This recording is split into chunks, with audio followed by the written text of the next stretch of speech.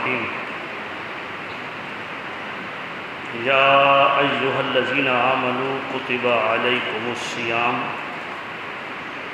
کما کتب علی الذین من قبلکم لعلکم تتقون صدق اللہ العظیم۔ رب اشرح لی صدری ویسر لی امری واحلل عقدۃ من لسانی یفقہوا قولی۔ صلاۃ و سلام علیک یا سیدی یا رسول اللہ۔ حمد و صلاۃ پر مشتمل مختصر ترین خطبہ کے بعد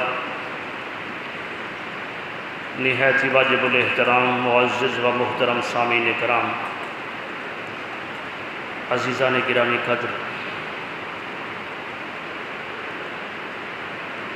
بندہ ناچیز نے، حقیر نے، فقیر نے آپ احباب کے سامنے اللہ رب العزت کی مقدس و مطہر کتاب میں سے ایک آیہ مبارکہ کو تلاوت کرنے کا شرف حاصل کیا ہے۔ دعا گو ہوں کہ اللہ تبارک و تعالی مجھ بندہ ناچیز کو حق اور سچ کہنے کی توفیق عطا فرمائے اور ہم تمام کو عمل پیرا ہونے کی توفیق عطا فرمائے۔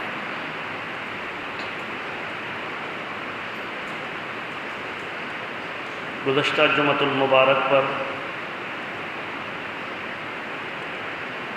استقبال رمضان کے حوالے سے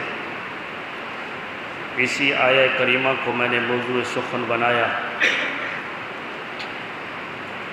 آج بھی میں نے وہی آیت کریمہ کو تلاوت کیا ہے۔ چند ضروری باتیں جو کہ گزشتہ جمعۃ المبارک میں رہ گئی تھی، اس آیہ مبارکہ کے حوالے سے وہ عرض کرنا چاہتا ہوں۔ سب سے پہلے اس آیہ کریمہ کا ترجمہ سماعت فرمائیے۔ اللہ رب العزت نے ارشاد فرمایا، یا ایہا الذین آمنوا، اے ایمان والو، کتب علیکم الصیام،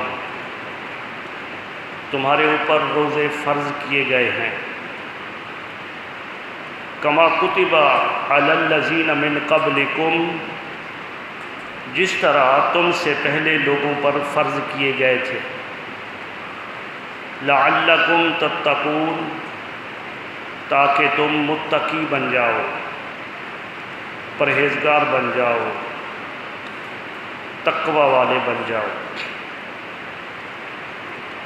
سب سے پہلی بات یہ کہ روزے مسلمانوں پر، مومنوں پر فرض ہے، اور ارکان اسلام میں سے یہ تیسرا رکن ہے۔ اللہ تبارک و تعالی نے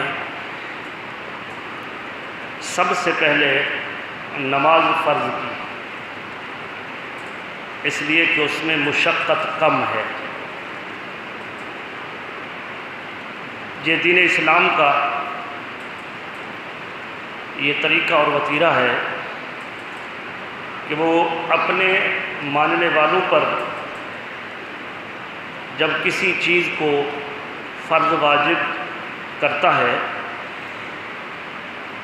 تو بھاری چیزیں، مشقت والی چیزیں شروع میں لاگو نہیں کر دیتا۔ دین اسلام سے پہلے شراب جو تھا وہ پانی سے زیادہ ارزاں اور آسانی سے مل جاتا تھا اور لوگ شراب پیتے تھے۔ اوائل اسلام کے اندر اسلام نے فوراً اس کو حرام نہیں کیا، اس لیے کہ شراب میں ایک نشہ ہے۔ تو شراب کو تب حرام کیا جب اللہ تبارک و تعالی اور اس کے پیارے حبیب صلی اللہ علیہ وسلم کی محبت کا نشہ مومنوں کے دلوں کے اندر رس بس گیا۔ سود کا کام بڑے عروج پر تھا، لیکن اسلام نے یک لخت اس کو ختم نہیں کیا۔ فوراً حضور علیہ السلام نے، داعی اسلام آقا علیہ السلام نے اعلان نبوت کیا ہو اور فوراً فرما دیا کہ سود حرام ہے، شراب حرام ہے؟ نہیں، اس میں ایک نفع تھا، کچھ فائدے تھے، کچھ نقصان تھے۔ تو فائدے تھے وہ بیع شراء کے حوالے سے، جب تک بیع شراء، خرید و فروخت، تجارت کے قوانین، اور بالخصوص زکوٰۃ و صدقات کی صورت میں اللہ تبارک و تعالی نے اس کا نعم البدل عطا کیا اور پھر سود کو حرام کیا۔ لیکن یہاں معاملہ اس طرح ہے کہ اللہ تبارک و تعالی نے اپنے ماننے والوں پر کچھ چیزیں فرض کی ہیں۔ نماز، روزہ، حج، زکوٰۃ، یہ اللہ رب العزت کی طرف سے فرض ہے۔ تو نماز میں مشقت کم ہے، تو سب سے پہلے رب کائنات نے نماز اپنے بندوں پر فرض کی، پھر اس کے بعد زکوٰۃ فرض، بالکل ترتیب کے ساتھ۔ پہلے نماز فرض ہوئی اور اس کے بعد پھر زکوٰۃ فرض ہوئی۔ اور زکوٰۃ کے اندر چونکہ اپنے مال سے پیسہ نکالنا ہوتا ہے، نماز سے زیادہ مشقت ہے، تو جو زیادہ مشقت والی چیز تھی اس کو بعد میں فرض کیا۔ پھر اس زکوٰۃ سے زیادہ مشقت روزے میں تھی، تو اللہ تبارک و تعالی نے تیسرے نمبر پر روزہ فرض کیا۔ تو یہ روزہ جو ہے یہ تمام مومنین، مسلمین، عاقل بالغ پر فرض ہے۔ اور رب کائنات نے فرمایا، اے ایمان والو، تم پر روزہ فرض کیا گیا ہے، اور کہیں یہ نہ سمجھ بیٹھنا کہ صبح سے لے کر شام تک، طلوع فجر سے لے کر شام تک یہ بھوکا پیاسا رکھنا یہ ایک مشقت کا کام ہے۔ فرمایا یہ وہ عظیم اور دیرینہ عبادت ہے، کما کتب علی الذین من قبلکم، یہ تم سے پہلے لوگوں پر بھی فرض تھے۔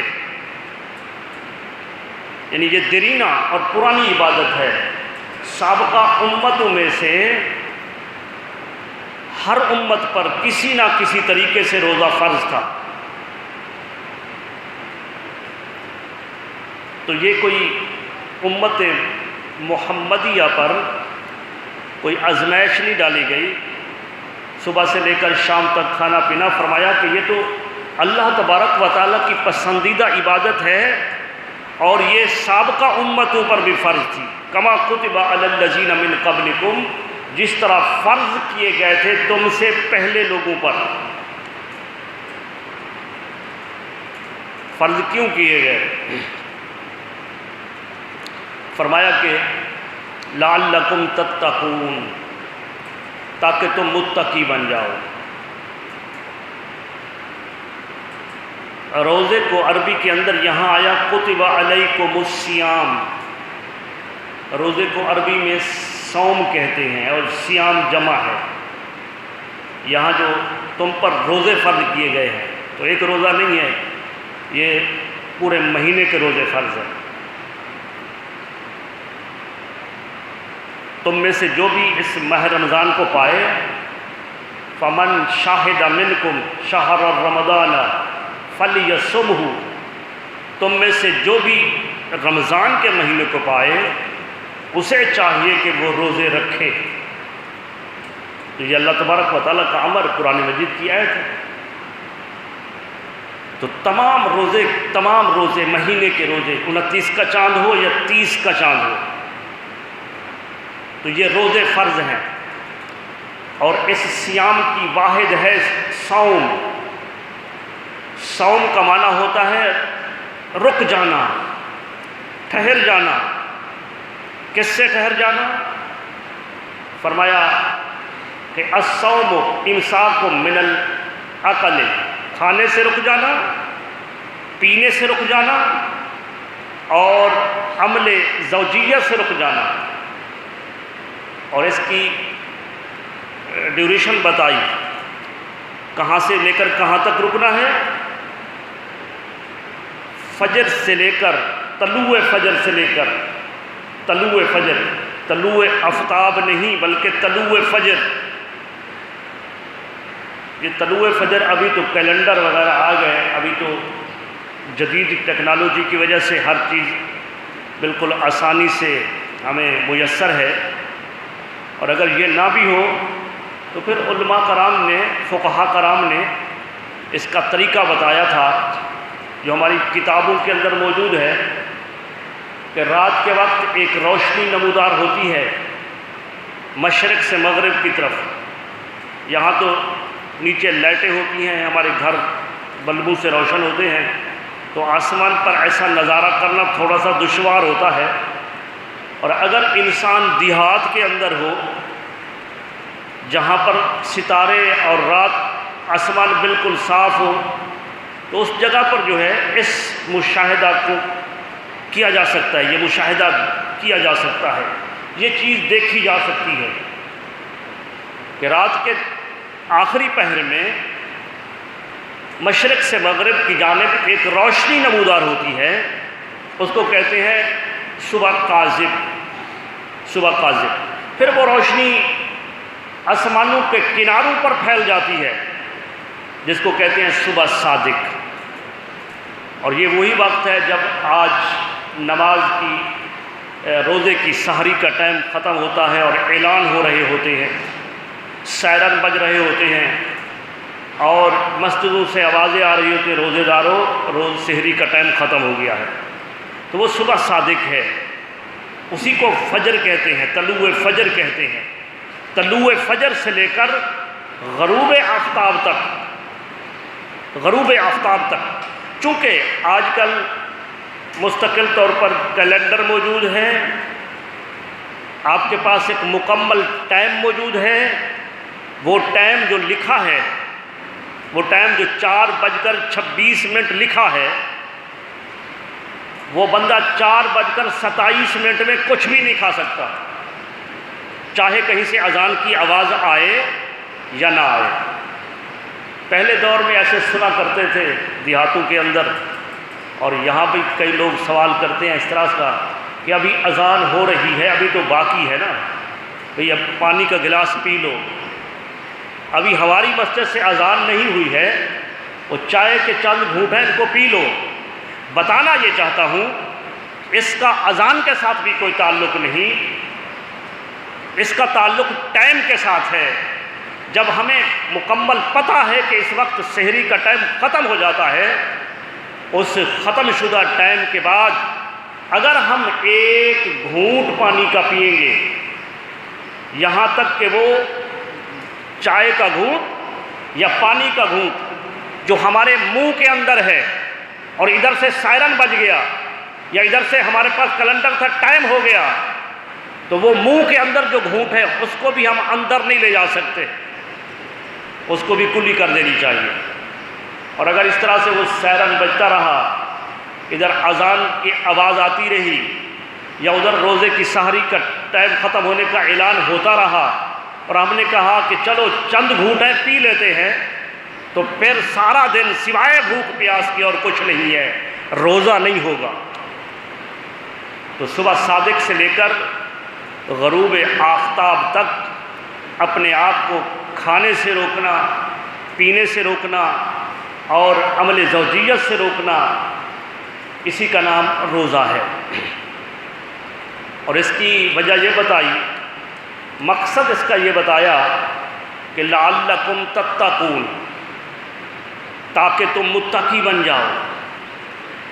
یہ روزہ ہم سے ایک ایکسرسائز کرا رہا ہے، ایک مشق کرا رہا ہے۔ روزہ جو ہے وہ بندے کو صبر کے مقام پر فائز کرتا ہے۔ روزہ صبر کا نام ہے، اور صبر کیا ہے؟ رب کائنات نے اپنے مقدس کلام میں ارشاد فرمایا، یا ایھا الذین آمنوا استعینوا بالصبر والصلاۃ، اے ایمان والو صبر اور نماز سے مدد حاصل کرو۔ جب کسی مشقت میں پڑ جاؤ، جب کوئی آزمائش آ جائے، جب کسی تکلیف میں گھر جاؤ تو کیا فرمایا؟ نماز سے مدد حاصل کرو اور صبر سے مدد حاصل کرو۔ اور آگے فرمایا ان اللہ مع الصابرین، اللہ تبارک و تعالیٰ صبر کرنے والوں کے ساتھ ہے۔ تو روزہ صبر کا نام ہے، صبر کا نام۔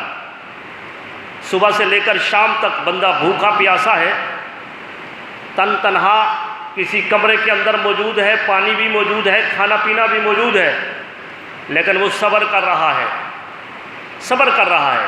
اور صبر وہ ہے کہ رب کائنات نے جب دو چیزوں کا حکم دیا تھا کہ نماز سے بھی اور صبر سے مدد حاصل کرو، تو جب معیت کی بات آتی ہے، جب اللہ تبارک و تعالیٰ کے ساتھ ہونے کی بات آتی ہے، تو باری تعالیٰ یہ نہیں فرماتا کہ میں نماز پڑھنے والوں کے ساتھ ہوں، میں صبر کرنے والوں کے ساتھ ہوں، بلکہ معیت کی جب بات آتی ہے تو اللہ تبارک و تعالیٰ فرماتا ہے ان اللہ مع الصابرین، اللہ کی ذات تو صبر کرنے والوں کے ساتھ ہے۔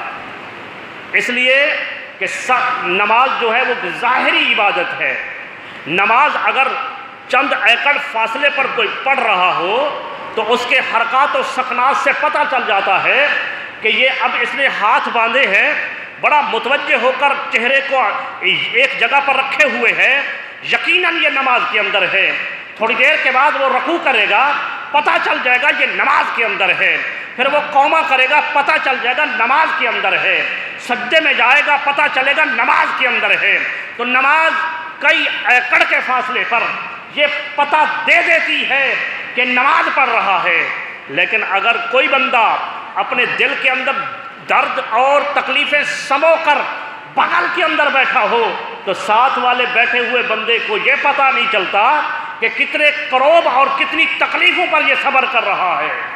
تو رب کائنات نے فرمایا کہ نماز بھی بڑی اہمیت کی حامل ہے، میری پسندیدہ عبادت ہے، لیکن چونکہ نماز کے اندر ریا ہو سکتا ہے، لوگوں کو دکھاوا ہو سکتا ہے، کسی کے ڈر کی وجہ سے پڑھی جا سکتی ہے، لیکن اگر کوئی صبر کرتا ہے تو صبر کے اندر ریا نہیں ہوتا، صبر ہمیشہ بے ریا ہوتا ہے۔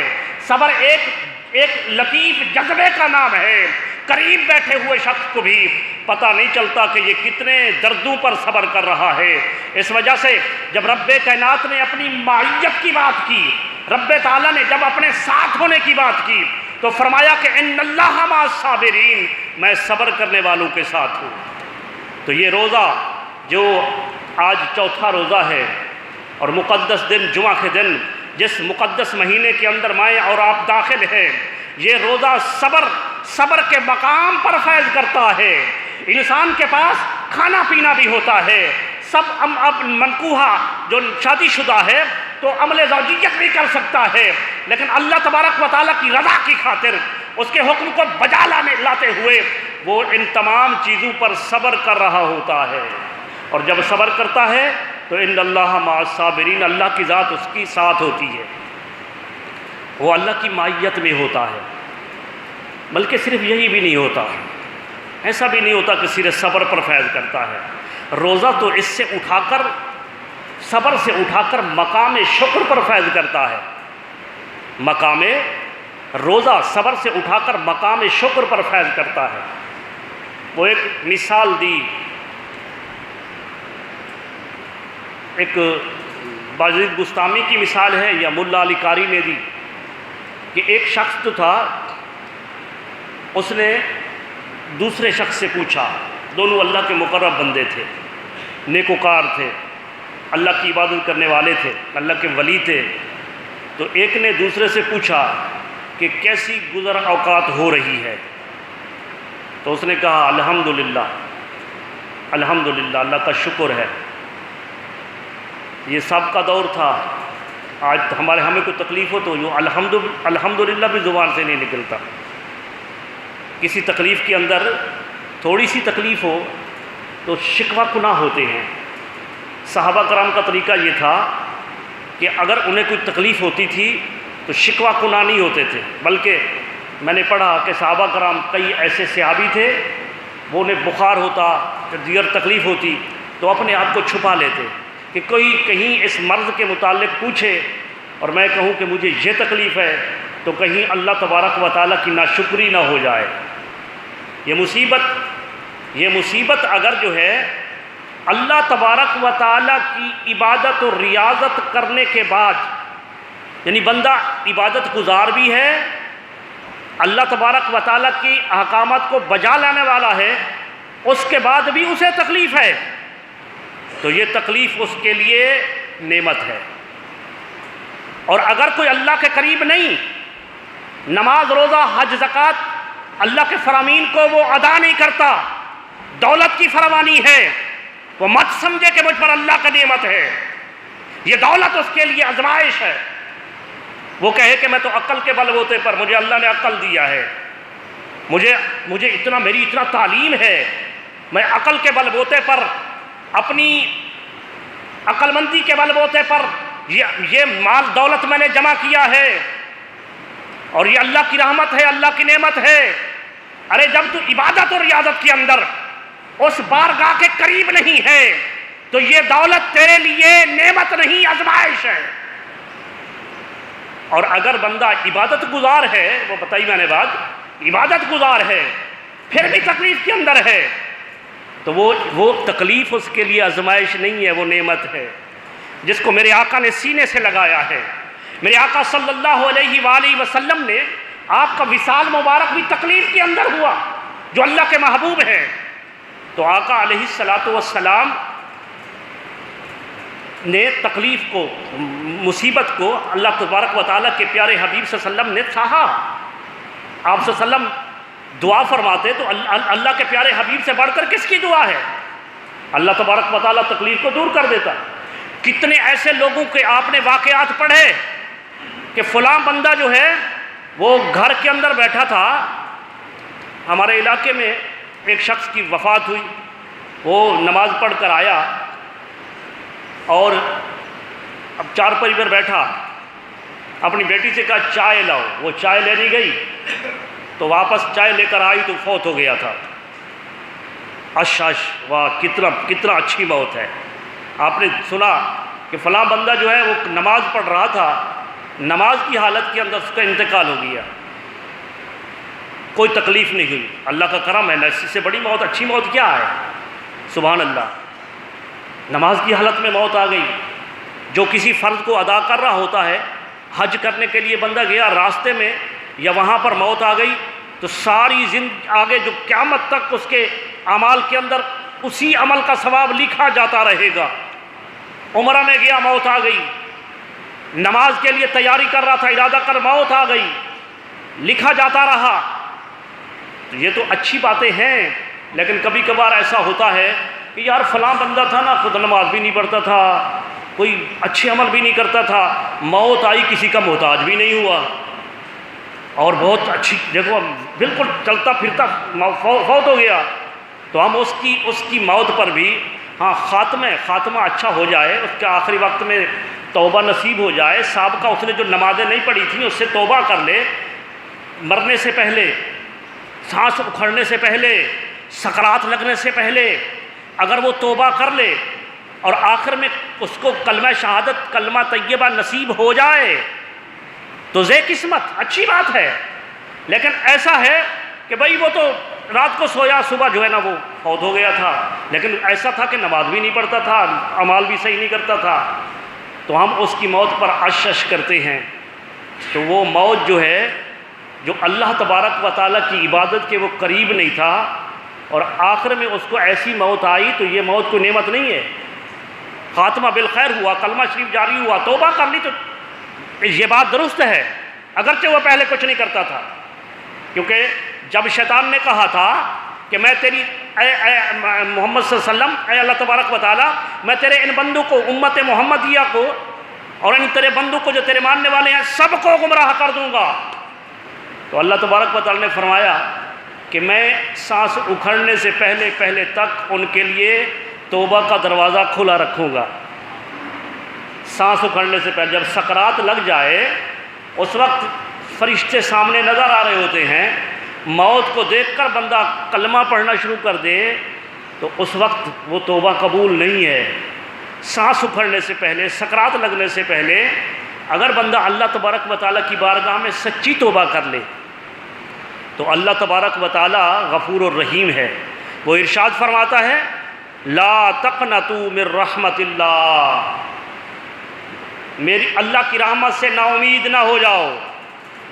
اللہ یہی تو وجہ ہے کہ رب کائنات نے کچھ ایسے دن بنائے، کچھ ایسے وقت بنائے، کچھ ایسی جگہیں بنائیں کہ جہاں اللہ تبارک و تعالیٰ کی رحمت چھما چھم برستی ہے۔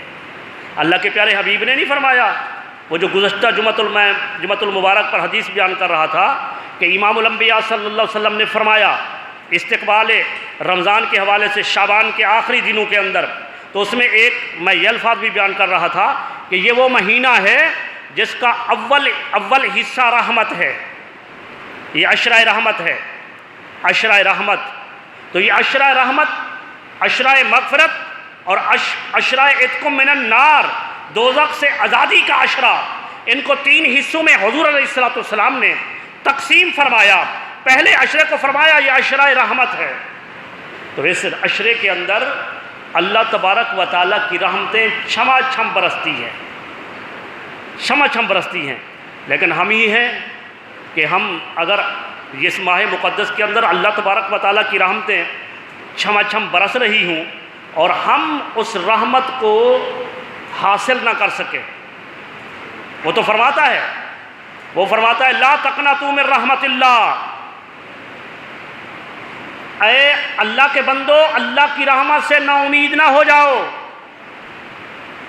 2 چیزیں ہوتی ہیں دین کے اندر، 2 چیزیں، ایک ہے خوف اور ایک ہے امید۔ مومن کا شیوا یہ ہونا چاہیے کہ مومن ان دونوں چیزوں کو اپنے دل و دماغ کے اندر سمو لے۔ صرف اگر خوف بندے کے دل میں آ جائے تو خوف سے وحشت پیدا ہوتی ہے، وحشت، ڈر پیدا ہوتا ہے۔ تو اللہ تبارک و تعالیٰ کی خشیت، خوف، یہ بھی دین کا ایک حصہ ہے۔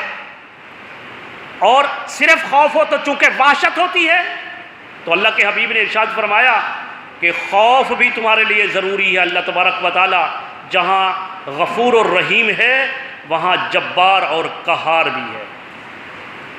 جبار، اور یہ ہمارے اوپر جو مصائب علام آتے ہیں تو ہم ان مصائب علام کو خود دعوت دیتے ہیں، ہم ان کو بلاتے ہیں۔ یہ اولاد جو ہے، اے دن آپ اخبار میں پڑھتے ہیں، اخبار کے اندر کے پیجوں کے اندر پڑھو تو وہ آنکھ نامے لکھے ہوتے ہیں کہ والدین نے اپنی اولاد کو جداد سے آگ کر دیا، باپ نے بیٹے کو جداد سے آگ کر دیا۔ تو کیا خیال ہے، بیٹے نے کوئی چھوٹی سی نافرمانی کی ہوگی، باپ نے اس کو آگ کر دیا؟ ایسا ہوتا ہے؟ ایسا تو نہیں ہوتا ہے۔ باپ اپنی اولاد پر مہربان ہوتا ہے، اپنی اولاد کی جو صاحب اولاد ہے جانتے ہیں کہ کتنا محبت ہوتی ہے، تو کیا ایک غلطی پر وہ آگ کر دیتا ہے؟ نہیں۔ دوسری غلطی پر نہیں، ارے وہ تو اپنی جو والدین کے حق میں جو گستاخیاں کرتا ہے اس پر تو تقریباً آنکھ نہیں کرتا۔ باہر سے جو شکایات آتی ہے، جو اپنے اس کے والد کی عزت کو بھی ملیا میٹ کر رہی ہوتی ہیں، تو پہلی شکایت آتی ہے تو پھر بھی ازالہ کر لیتا ہے کہ میں سمجھا دوں گا۔ دوسری، تیسری، چوتھی، جب سر سے پانی تار ہو جاتا ہے اب باپ اپنی اولاد کو آگ کرتا ہے۔ علامہ مولانا روم نے ایک حکایت لکھی مثنوی شریف کے اندر۔ ایک بڑھیا خاتون تھی، اس نے ایک بچھڑا پالا ہوا تھا۔ جانور پالتے ہیں دیہاتوں کے اندر، اور بوڑھی مائیں، بوڑھے باپ، بوڑھے لوگ جو ہوتے ہیں وہ ان کو پالتے ہیں اور پھر ان کو اچھی قسم کی خوراک، اپنے منہ کا نوالا، یہاں تک کہ روٹی بھی اپنی بچا کر ان کو کھلاتے ہیں۔ جانوروں کے حوالے سے بچڑا ہو گیا، بچڑی ہو گئی، بھیڑ ہو گئی، دمبا ہو گیا، کئی ایسے اس طرح تو ہوتا ہے۔ اور جب انسان پالتا ہے اس کو تو صاف ظاہر ہے ان کے ساتھ انسیت ہو جاتی ہے۔ تو وہ بڑھیا جو ہے، مولانا روم نے فرمایا کہ اس کو بڑھیا جو ہے نا ایک بچھڑا پال رہی تھی، اور اس کو روٹی کے ٹکڑے کھلاتی، اس کو گندم کا دلیا کھلاتی موٹا موٹا پیس کر، پھر اس کو پانی میں گیلا کر کے اس کو کھلاتی، اور اپنے بیٹوں سے کہتی کہ میں اس کو پال رہی ہوں، تمہارے کام آئے گا، تمہارے کام آئے گا۔ اب بچڑا جو ہے نا وہ جوان ہو گیا، تو اولاد نے کہا اماں یہ جوان ہو گیا ہے، اب ہم چونکہ کھیتوں میں ہل چلاتے ہیں تو آپ ہمیں اجازت دیں ہم اس کو ہل پر جلائیں اس کو۔ تو وہ لے گئے، تو وہ چونکہ ہل کا تو عادی نہیں تھا، تو اس کو جب وہ جو ہوتی ہے اس کے اندر، ہم سرائکی میں کہتے ہیں پنجالی، اس کے اندر جب اس کو جوتا گیا تو وہ چلنے کا نام نہیں لیتا، تھوڑی سختی کی پھر نہیں چلنے کا نام لیتے، واپس لے آئے اماں یہ نہیں چلتا ہے۔ تو وہ بڑھیا کہتی ہے کہ ہاں نیا ہے، کوشش کرو صحیح ہو جائے گا۔ دوسرے تیسرے چوتھے پانچویں 10ویں دن لے گئے، لیکن اس جانور کی عادت وہی رہی، اولاد تنگ ہو گئی، کہا کہ یہ جس کو اتنا کھلایا پلایا، اتنا انسیت اور محبت کے ساتھ پالا ہے، یہ تو اب ہل چلاتا ہی نہیں ہے۔ تو وہ اس بڑھیا کو غصہ آیا، بڑھیا نے کہا قصائی کو بلاؤ، اس کو ذبح کرو۔ اس کو ذبح کیا۔ اب بڑھیا اسی بچھڑے کا گوشت جو ہے وہ تقسیم کر رہی ہے اور ساتھ رو بھی رہی ہے۔ ساتھ والا ہمسائے آئے، انہوں نے کہا اس کو تو بڑی محبت سے پالا تھا، اب اس کو قصائی کو بلا کر اس کو ذبح کر دیا۔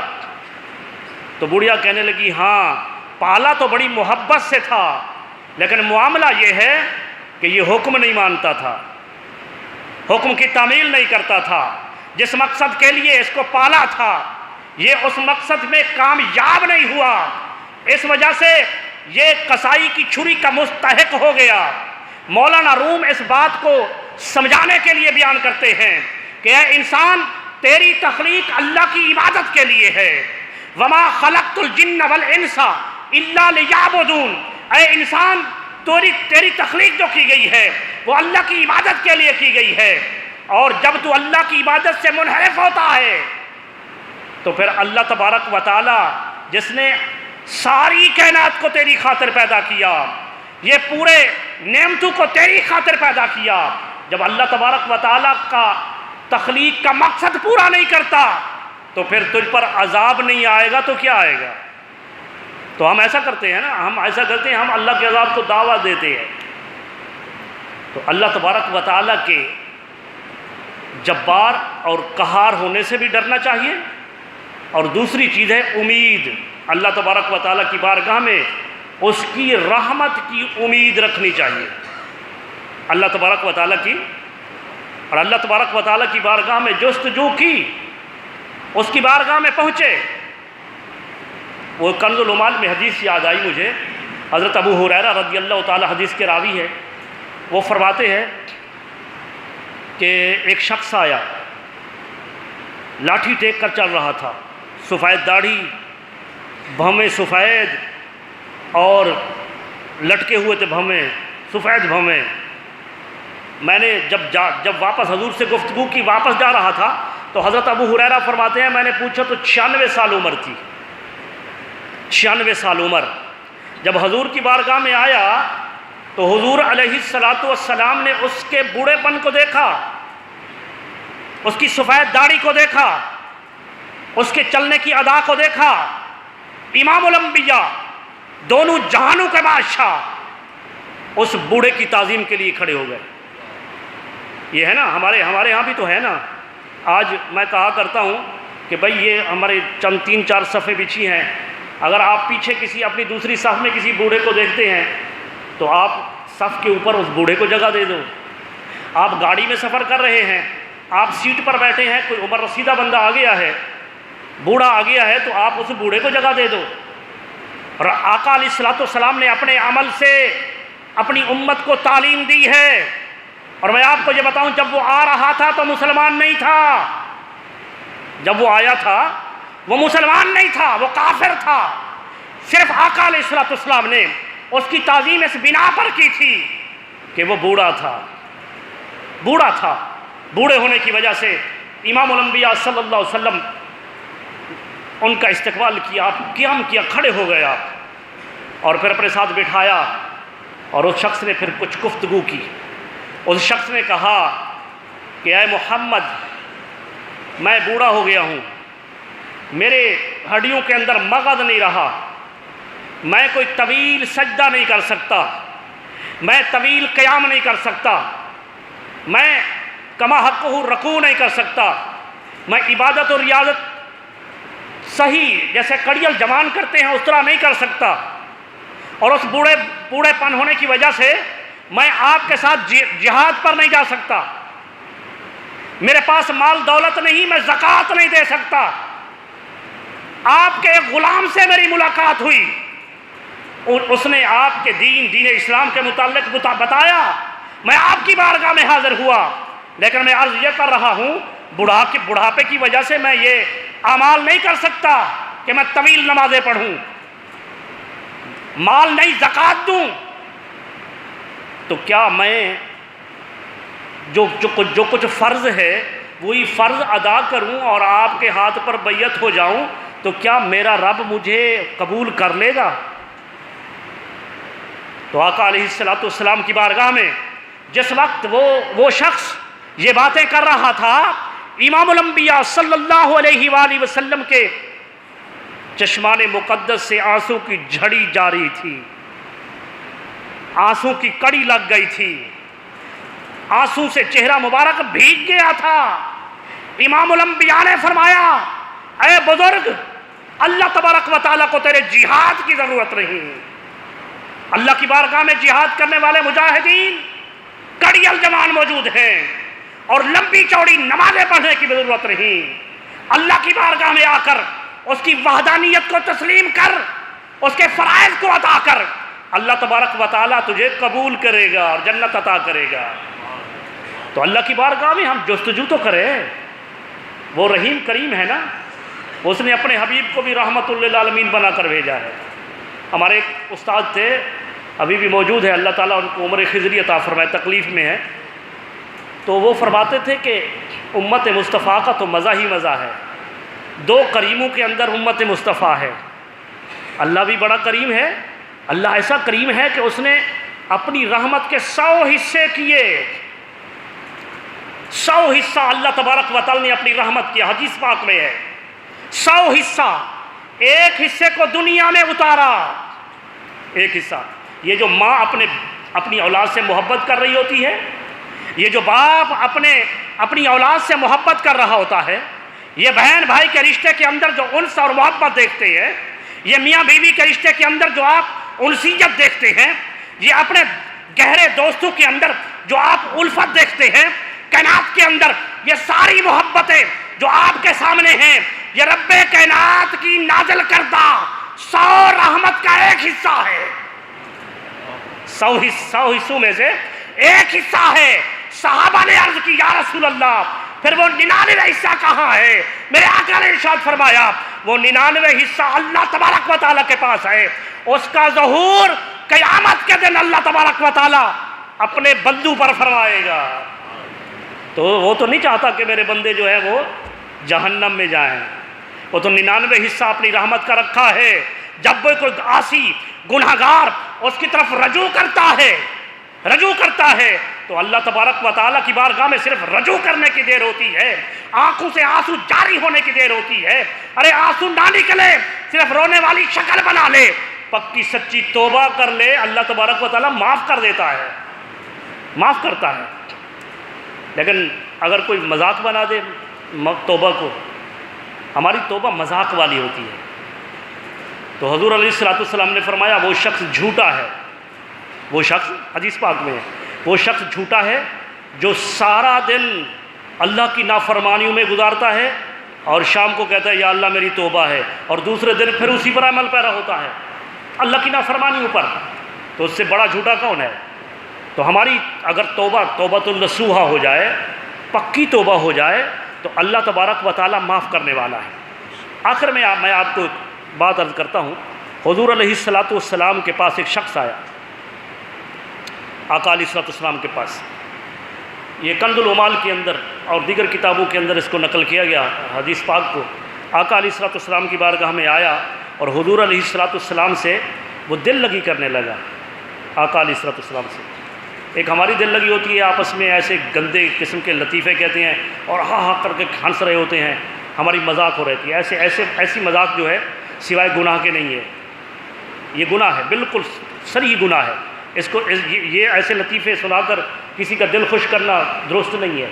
ہاں جائز طریقے سے ہو، جیسے حضور علیہ الصلاۃ والسلام اور صحابہ کرام کھجور مبارک تناول فرما رہے تھے، اور جو دیگر صحابہ تھے، اور حضور علیہ السلام خود نفس نفیس اپنی کھجوروں کی گٹھلیاں حضرت علی کے سامنے رکھتے گئے. اور جب ساری کھجوریں جتنا بھی تھی ختم ہو گئیں تو اس کے بعد کسی نے کہا کہ سب سے زیادہ کھجوریں علی نے کھائی ہیں رضی اللہ تعالیٰ عنہ. حضرت علی نے سب سے زیادہ کھجوریں کھائی ہیں. تو حضرت علی نے دیکھا کہ ہاں فرق یہ ہے، اب یہ مزہ حضور کی بارگاہ میں کر رہے ہیں، حضور بھی موجود ہیں، مزاح ہے، لیکن کس طرح کا مزاح ہے؟ آپ عرض کر رہے ہیں ہاں اس کی وجہ یہ ہے کہ میں نے کھجوریں کھائی، گٹھلی ساتھ نہیں کھائی، اور آپ تمام گٹھلی ساتھ کھاتے رہے، گٹھلی سامنے نہیں تھی. تو اس طرح کا مزہ. حضور صلی اللہ علیہ وسلم کی بارگاہ میں ایک بوڑھیا آئی، اس نے کہا کہ کیا میں جنت میں جاؤں گی؟ حضور نے فرمایا نہیں، کوئی بوڑھیا جنت میں نہیں جائے گی، کوئی بوڑھیا جنت. وہ رونے لگ گئی. فرمایا بوڑھیا رو مت، جنت میں جو بھی جائے گا جوان ہوگا، بوڑھا کوئی نہیں ہوگا. حضور کی بارگاہ میں ایک شخص آیا، یا رسول اللہ مجھے اونٹ چاہیے. آپ نے صحابی سے فرمایا جاؤ اسے اونٹ کا بچہ دے دو. وہ دوبارہ عرض کی یا رسول اللہ میں کام کاج کرنا چاہتا ہوں، غریب ہوں میں، اونٹ کا بچہ تو پالوں گا، تیار ہوگا. تو حضور نے فرمایا کہ نہیں، جاؤ اس کو اونٹ کا بچہ دے دو. اس نے دوبارہ تیسری دفعہ کہا. حضور نے فرمایا نادان، جو بھی دیں گے بڑا اونٹ ہوگا لیکن وہ بھی تو کسی اونٹ کا بچہ ہی ہوگا. اس طرح کے ایک بندہ بھی آیا حضور صلی اللہ علیہ وسلم کی بارگاہ میں، تو حضور صلی اللہ علیہ وسلم سے دل لگی کرنے لگا. دل لگی کی باتیں ایسی ہیں، بات تو حدیث پاک میں آئی تو وہ کہنے لگا، عرض کرنے لگا یا رسول اللہ یہ بتائیں کہ حساب ہمارا کون لے گا؟ اب یہ سوال بھی کوئی پوچھنے کا ہے، دل لگی تھی تبھی تو پوچھ رہا تھا. کیا ہم میں سے کسی کو پتا ہے کہ ہمارا حساب کون لے گا؟ اللہ کی ذات لے گی نا، اللہ تبارک و تعالیٰ حساب لے گا. لیکن وہ صحابی رسول ہے اور وہ عرض کر رہا ہے یا رسول اللہ ہمارا حساب کون لے گا؟ تو آقا نے فرمایا اللہ تبارک و تعالیٰ کی ذات، اللہ تبارک و تعالیٰ. تو اس نے کہا واقعی یا رسول اللہ، واقعی اللہ ہمارا حساب لے گا؟ تو فرمایا ہاں. پھر حدیث پاک میں آیا کہ وہ چادر جو تھی نا، جو اپنی کندھے پر رکھتا تھا، وہ چادر اٹھائی اپنے کندھے پر یوں رکھی، کھڑا ہو گیا اور عرض کرنے کا یا رسول اللہ پھر تو ہماری موجیں ہی موجیں ہیں، پھر تو ہمارے مزے ہی مزے ہیں. اگر اللہ حساب لے گا تو پھر ہمارے مزے ہی مزے ہیں کہ وہ تو غفور الرحیم ہے، وہ رحمان ہے، وہ ہمیں ضرور بخش دے گا. یہ کہتا ہوا چلا گیا. امام الانبیاء صلی اللہ علیہ وسلم کا چہرہ مبارک خوشی سے کھل گیا. آپ نے صحابہ سے فرمایا یہ شخص جو آیا تھا لگتا تو نادان تھا لیکن بات بڑی پتے کی کر گیا ہے، بات بڑی اعلیٰ کر گیا ہے کہ اللہ تبارک و تعالیٰ کے دست قدرت میں حساب کتاب ہوگا. اور اللہ تبارک و تعالیٰ کی وہ ذات ہے کہ وہ اپنے بندوں کو خامخواہ جہنم میں نہیں ڈالنا چاہتی. تو عزیزان گرامی قدر، ہمیں جستجو تھوڑی سی کرنی چاہیے اللہ تبارک و تعالیٰ کو پانے کے لیے. اللہ تبارک و تعالیٰ ہمیں عبادت و ریاض کرنے کی توفیق عطا فرمائے. وما علینا الا البلاغ.